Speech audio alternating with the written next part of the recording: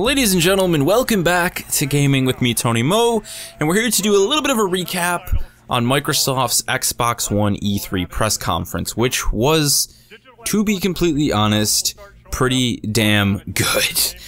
Falling in behind Bethesda, I'd say that they did a bang-up job. They were easily on par with Bethesda, if not just right behind them. A lot of really amazing announcements, some crazy shit that I did not expect, and I kind of want to talk about that first and foremost.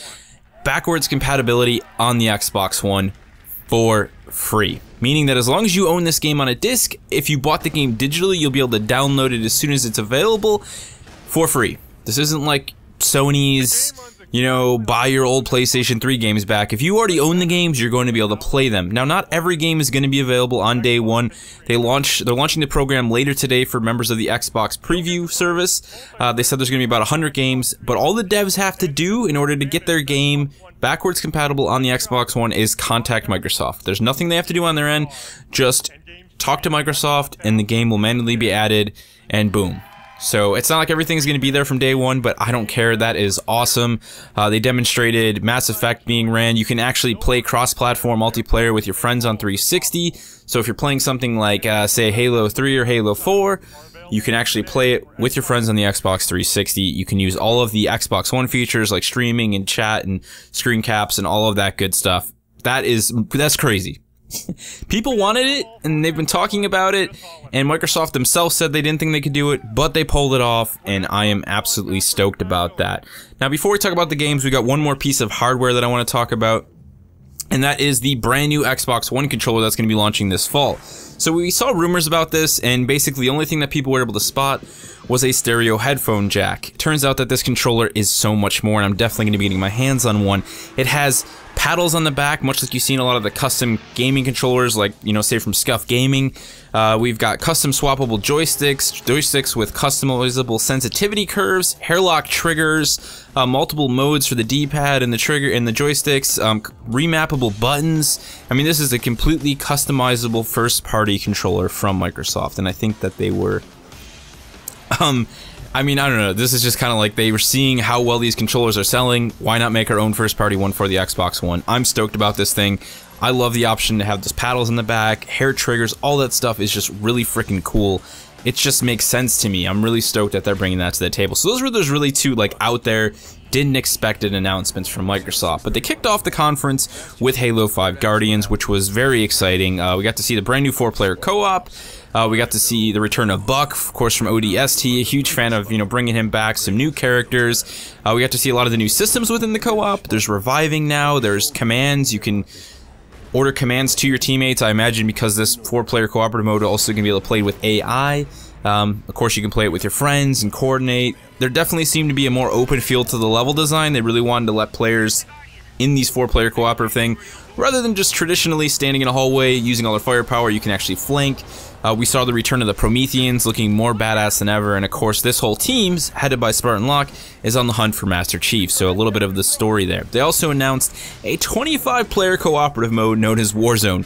This is 25 players against AI, called Warzone. It just sounds ballistic, it looked ballistic, and I can't wait to see it for myself. Luckily we don't have to wait that long, as Halo is going to be coming out this October, so very, very exciting indeed.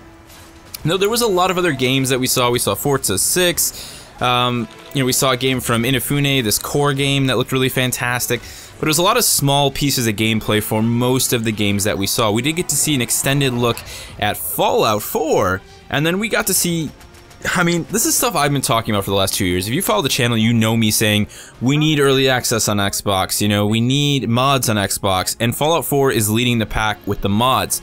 Basically, Todd Howard, talking to Microsoft, said, hey, this is one thing I've wanted you guys to do since Morrowind. I want modding. So basically, people will be able to create mods on the PC, you'll be able to download and install them onto your Xbox One and play Fallout 4 modded.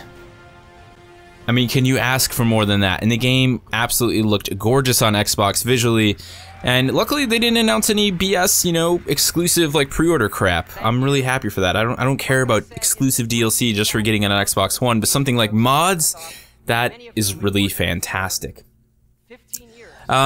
Now outside of that, we also got the announcement for what is to be calling the Early Games Preview Program. It's basically early access for Xbox, but rather than making you pay for these early access games, you actually have free trials available before you purchase them, so you can try out Elite Dangerous. That's a game that's launching today, actually. Today! They also announced DayZ is going to be coming, and a bunch of other games moving in the future, but the idea is there'll be free demos for these games. You play them, if you like them, you can purchase them in early access and help with the development on your console, much like Steam's early access program, except you get those free trials, and I think that's really fantastic. Dean Hall came on stage, announced his new MMO space game called Ion. It was just kind of an idea, nothing really more there. We'll see where that goes. No offense to the guy, but he didn't really finish one game. We'll see if he can finish another. I like the premise of it. I like the idea of it. Let's see where it goes. Definitely interested to see more of that. For me, though, the highlight of the show, apart from Halo 5, had to be Gears of War. So Rod Ferguson comes out on stage towards the end of this whole presentation and just kind of, actually, no, before we go into Gears of War, Division. I almost forgot about that. The Division is going to be having a beta for Xbox One players first in December. Very little gameplay about it. Just kind of a trailer. Excited for it. Beta in December. That's really what we have to look for. Moving on. Gears of War. Comes out, announces that Gears of War Ultimate is indeed a thing. It is a remastered version of the original Gears of War with brand new multiplayer, and they will be launching a 1-week multiplayer beta today, which means sometime later today that multiplayer beta is going to be going live. I'll definitely be playing it, getting footage, and showing it to you guys. And of course, if you own an Xbox One, you can check it out yourself. And then we got to see a sneak peek of Gears of War 4 running in real time on the Xbox One. And obviously, the entire experience has been taken back to its horror sort of sci-fi roots. We also saw the introduction of two brand new characters who, while they were seemingly wearing some sort of COG, Coalition to Order Guarded armor on the top, they were wearing like pants on the loader. They weren't like ultra buffy, dieseled out characters. These were more realistic characters in terms of their body size and model. And we saw them navigating a very dark, sort of abandoned, what looked like an old school fortress, hunting some sort of a creature. We got to see Lancer use. It takes place after 3, I'm assuming, in the time frame, and it does look like the world has really been ruined. One of the big things in the Gears of War universe was hailstorms, razor hail specifically. The idea that this razor hail could actually kill you, and things like the Krill in the darkness. And it appears that is continuing with these lightning windstorms. So they're like windstorms that are filled with lightning that will basically just annihilate you. And that was really cool.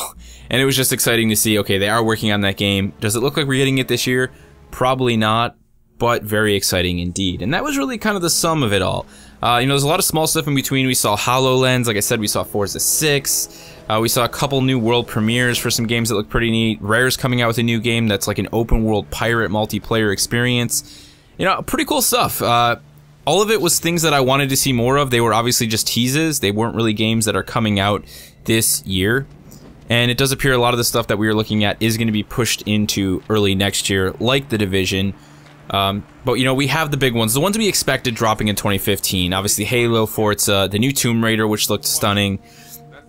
And now we have Gears of War Ultimate actually releasing in August as well, so something to hold us Gears of War fans over. As a whole, it was a really strong conference, probably one of the strongest one they've had in years, and they made a lot of announcements that were focused on what the consumer has been asking for since the launch of the Xbox One, which was really fantastic. And then Phil Spencer kind of closed the whole thing up by saying we have more coming in the coming days. They're going to be talking about more stuff actually right on the Xbox, more announcements for new games. There's some big changes apparently coming to the way that we look at the Xbox One interface. All of that going to be happening before the week is over. So they didn't just spoil everything. They're kind of giving it all to us a little bit at a time. And then of course at Gamescom we're going to see Quantum Break, Crackdown, and some other brand new first party games. So we still have a lot of the year left, and we still have a lot of new announcement from Microsoft alone. So I'm going to keep on watching E3. We're going to, of course, Sony's kind of at the end of everything today, so we've got a long wait for Sony, but we've got Nintendo in between. And you guys can look forward to the next couple days to seeing more of my impression videos, much like I did with this one in the Bethesda one. Of course, As I said in the Bethesda video, feel free to share your impressions, even if you're not an Xbox One gamer. You know, what did they do for you? You know, was there some announcements that you thought were very smart, very intelligent from a business perspective? You know, ways that they were obviously saying, hey, thank you to the consumer. And how can you not be excited about backwards compatibility? Whatever you have to say about the thing, get that discussion started down in the comment section below, and I'll see you in the next one.